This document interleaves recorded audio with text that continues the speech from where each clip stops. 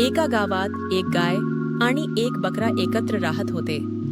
गाय शांत, समजदार आणि कष्टाळू होती, तर बकरा खोडसाल आणि आळशी होता. गाय नेहमी आपल्या मालकासाठी दूध द्यायची आणि बकरा फक्त वेळ घालवून मजा करायचा. एक दिवस बकराने गायीला चिडवायला सुरुवात केली. तो म्हणाला, तू खूप भोली आहेस. रोज तक दूध देऊनही तुझं आयुष्य काहीच बदलत नाही. मालक तुला नेहमी कामाला लावतो आणि तूही काही बोलत नाहीस.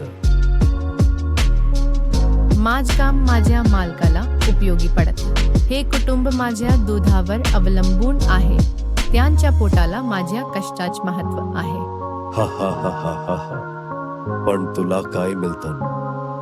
हे सगळं करूनही एक दिवस तो तुला बाजारात विकून टाकेल.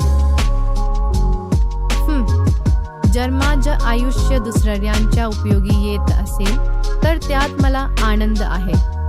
आपण केवळ स्वतःसाठी जगू नये, दुसऱ्यांसाठी काहीतरी देणं हेच खरं समाधान आहे. काही महिन्यांनी मालकाला आर्थिक संकट आले. त्याला 2 प्राणी पालायला शक्य नव्हते.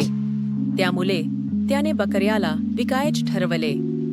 बकऱ्याला कळले की त्याच्या खोडसाल आणि स्वार्थी स्वभावामुळे तोच आता अडचणीत आला आहे.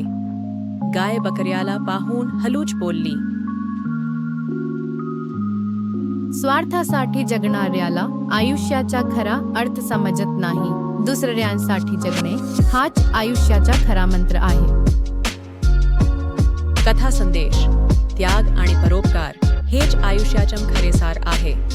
स्वार्थापेक्षा इतरांसाठी काहीतरी करणं अधिक मूल्यवान असते.